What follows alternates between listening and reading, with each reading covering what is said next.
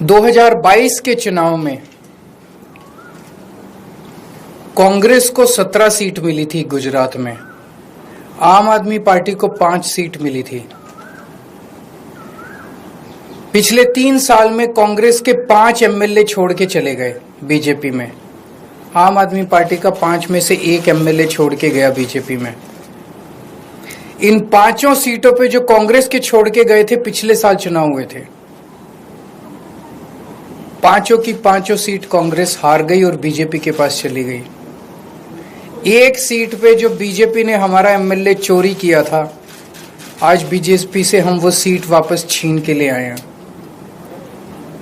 इससे ये दिखाता है कि गुजरात के अंदर टक्कर सीधे बीजेपी और आम आदमी के पार्टी के बीच में है।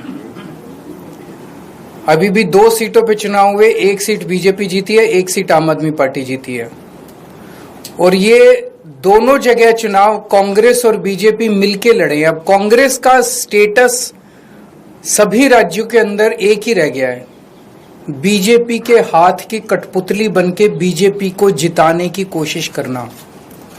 विसावदर के अंदर जिस तरह से कांग्रेस ने, दिल्ली के अंदर सबने देखा जिस तरह से कांग्रेस ने बीजेपी की मदद की, विसावदर के अंदर जिस तरह से कांग्रेस ने बीजेपी को जिताने के लिए पूरी एड़ी चोटी का पसीना लगा दिया।